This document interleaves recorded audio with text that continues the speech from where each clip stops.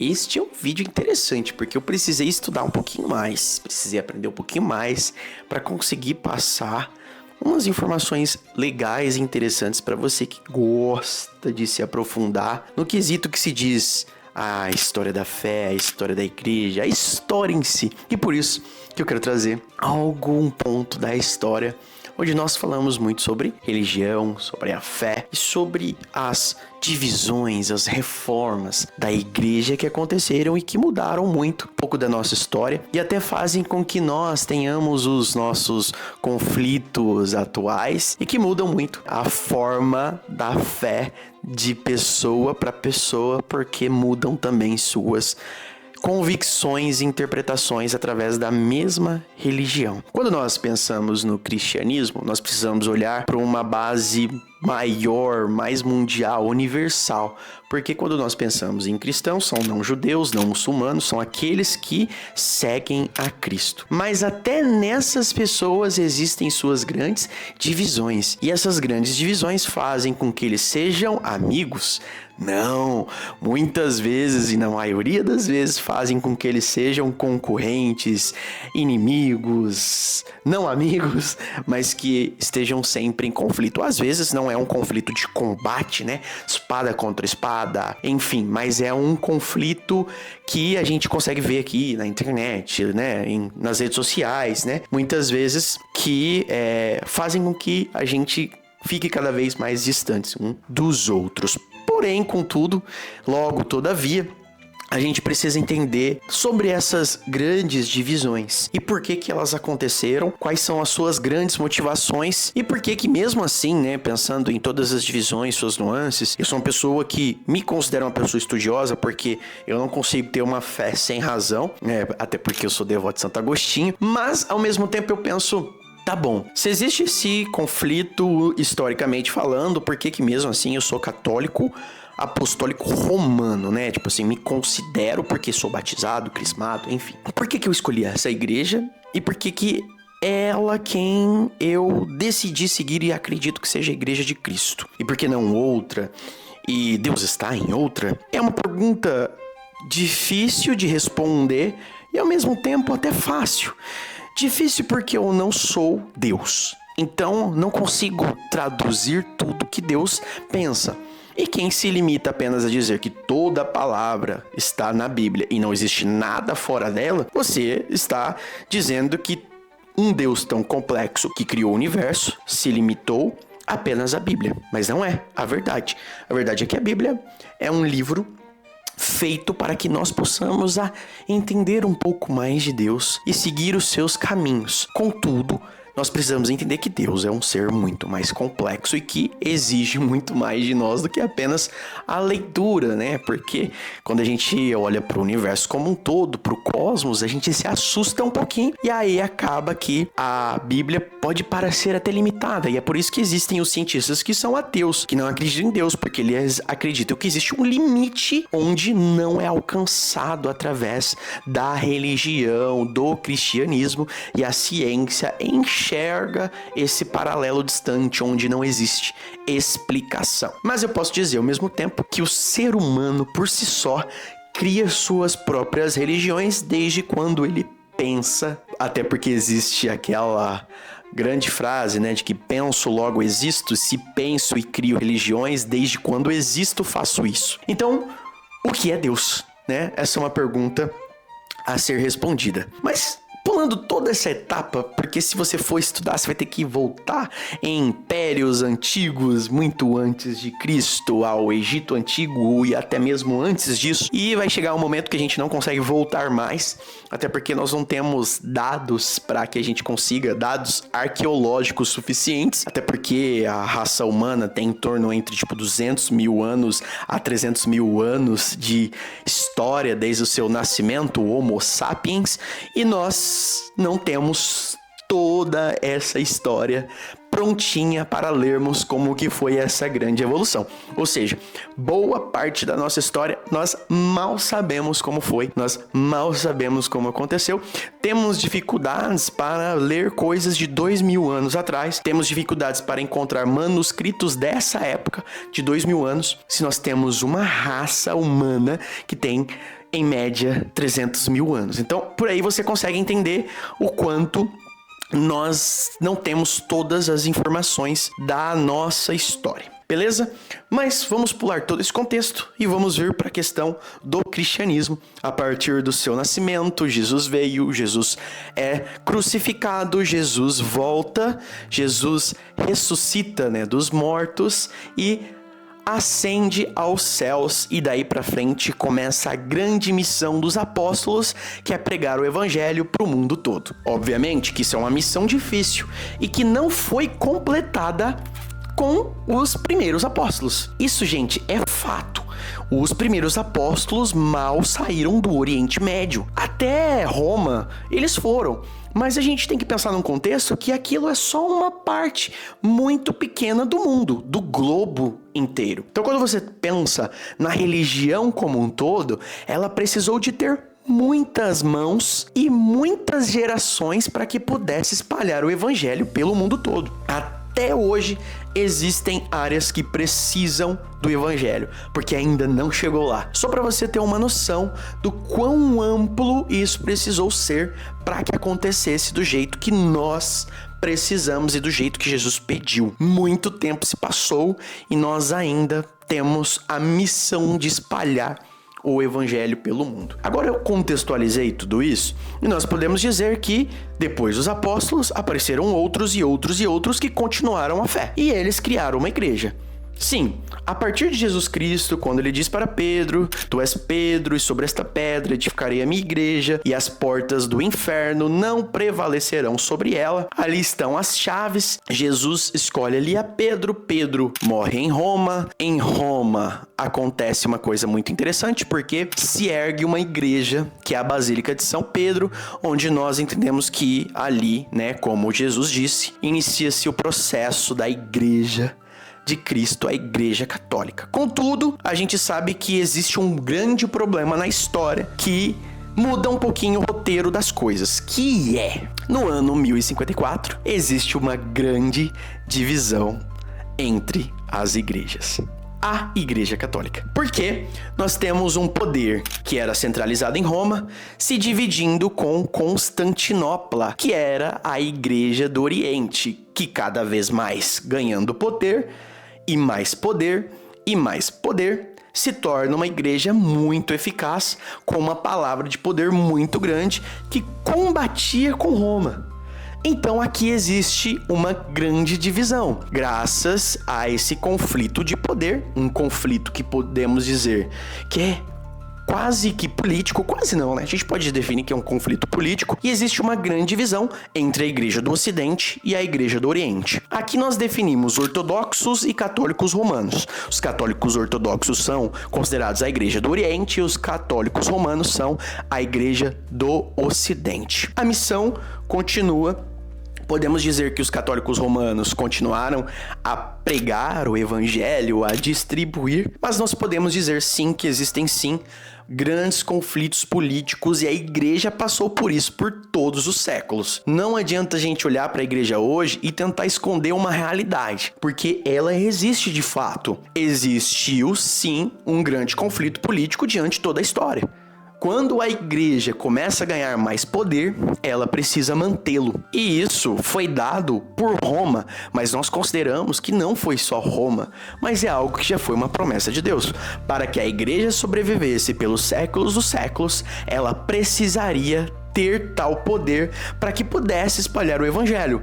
Porque é muito bonito dizer que a igreja espalhou o evangelho, a caridade, o amor, mas sem dinheiro você não faz nada. E a igreja precisou investir muito. Não só isso, como um avanço muçulmano, muitas vezes, colocando em risco a igreja. Então a igreja precisou lutar muitas vezes para que hoje você não falasse árabe. E isso não é só um ponto que eu digo ruim, não é isso. O que eu quero dizer é que para a fé cristã continuar existindo, ela precisou não só usar política, mas precisou defender com espada a sua própria fé. Isso é um fato histórico. Se você olhar para a história, isso é um fato. As cruzadas foram exatamente isso. Nós olhamos que uma fé islâmica estava conquistando os territórios da fé cristã. E a fé cristã, por defesa, defende dos islâmicos a sua própria fé. Através do quê? De pombas no ar? Não, de espada, de guerreiros,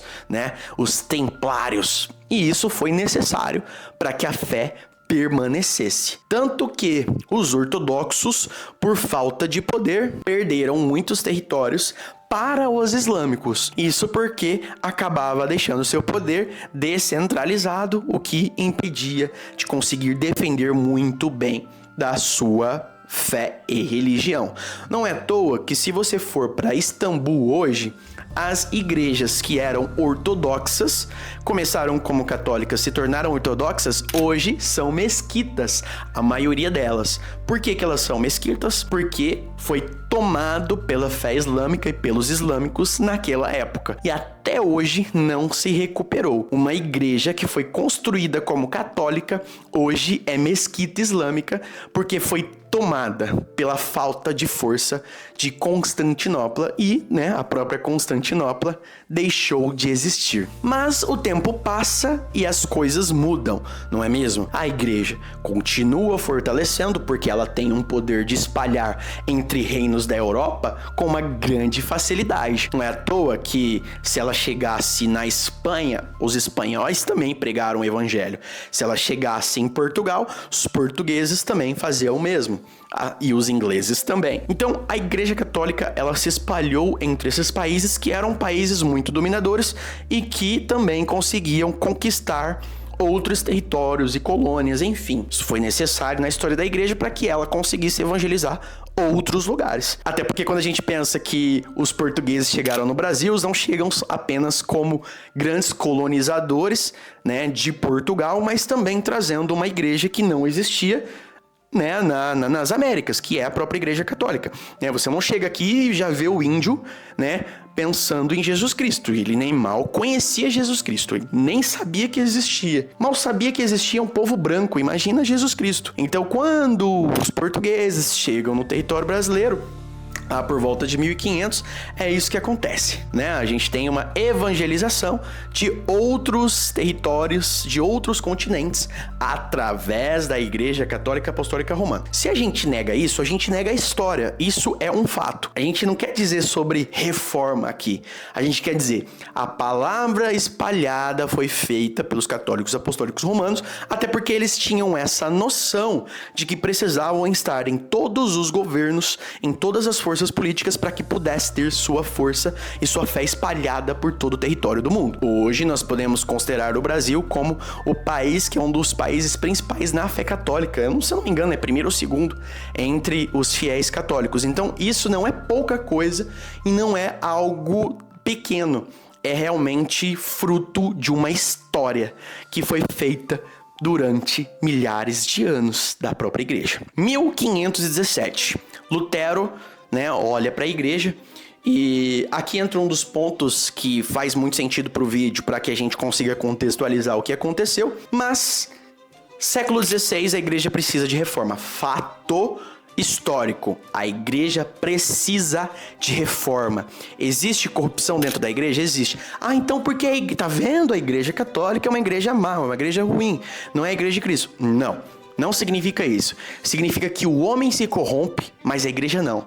O homem foi corrompido porque o homem muitas vezes tem interesses que são do homem, não são de Deus. Isso faz com que a igreja tenha pessoas ruins e necessite sim de reforma. Contudo, em 1517, Lutero faz uma reforma? Não. Lutero não faz reforma alguma, como diz o próprio professor Eduardo Faria, nosso professor de teologia. Lutero não reforma porque, se você tem uma esposa e precisa reformar o seu casamento, não é trocando por outra esposa que se reforma um casamento. Se você precisa reformar sua casa e você compra outra casa e se muda para ela, isso não foi uma reforma, foi uma mudança. Isso foi uma troca e não uma reforma. Então, é muito errôneo dizer que existe uma reforma protestante, porque reforma significa reformar aquilo que existe e não trocá-lo por outra coisa. que foi o que aconteceu. Lutero não só troca a Igreja Católica por algo novo, como refuta e retira parte do livro, que é o livro sagrado, a nossa Bíblia. Então ele tira 7 livros da própria Bíblia, porque ele precisa deixá-la a seu modo e da forma que ele entende que precisa ser a fé. Então como que a gente perde tudo que foi dito, descrito, vivido até aqui apenas por causa de uma troca e não reforma? Agora nós temos sim a criação de uma igreja nova, que a gente pode dizer que é a igreja do protesto, né? A igreja que protestou. Mas aí digo a vocês, uma igreja só nasceu após isso? Se a gente já teve uma divisão em 1054 da igreja do Ocidente com a igreja do Oriente, agora nós tivemos uma grande divisão que não formou uma igreja ortodoxa ou a igreja protestante, mas formou 50 mil outras igrejas com interpretações e formas diferentes de entender a própria Bíblia Sagrada. E aqui entra o grande problema em relação a isso. Porque uma igreja que já tinha tido uma divisão, que foi uma divisão que causou grandes problemas e grandes conflitos em relação à fé, agora teve a maior das suas divisões, que foi essa reforma protestante. E aqui começam sim essas grandes e novas interpretações de uma palavra que já tinha sido interpretada. Lembrando que os conflitos esses não são os mesmos conflitos da divisão entre a Igreja do Oriente e a Igreja do Ocidente. Não era uma divisão por interpretações, tá? Era uma divisão de poder, uma divisão política. Já a reforma protestante é uma divisão em relação à interpretação e aos critérios do que eu quero da fé e não do que eu preciso da fé. Então, aí existiu sim uma grande divisão. Rafael, a partir dessa divisão, Deus escolhe onde fica? Deus está em todo lugar. Não é possível eu dizer, enquanto católico apostólico romano, que Deus só se encontra na Igreja Católica. Pelo menos o Espírito Santo está em todos, né? A gente pode dizer que a Eucaristia é algo que necessita do sacerdócio para que ela esteja ali, viva, assim como Jesus ensinou. Mas eu posso dizer que o Espírito Santo está em muitas pessoas. Não podemos dizer que dentro de uma igreja protestante não existe milagre e não existe avivamento, não existe o poder do Espírito Santo correndo sobre essas pessoas, até porque existe. Nós não podemos julgá-las dessa forma para dizer que Jesus não consegue chegar até lá e que eles são somente hereges. Mas que sim, partiram de um pressuposto errado.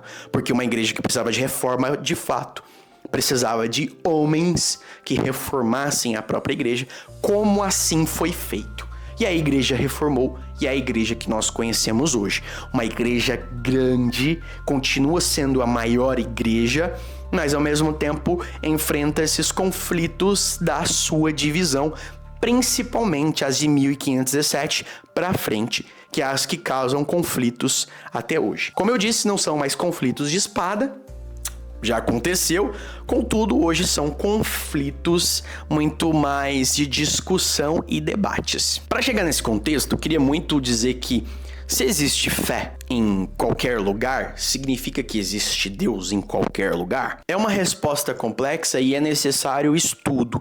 Então, um católico ou protestante com opinião rasa não pode chegar na resposta. Não é possível chegar na resposta. Até porque isso exige um aprofundamento muito grande na questão teológica, filosófica da questão. Não podemos dizer que sabemos que sim ou que não, só por uma interpretação bíblica ou até mesmo uma má interpretação. Mas podemos dizer que o Espírito Santo é muito maior do que nós mesmos imaginamos e que ele pode agir em todo lugar, em qualquer lugar.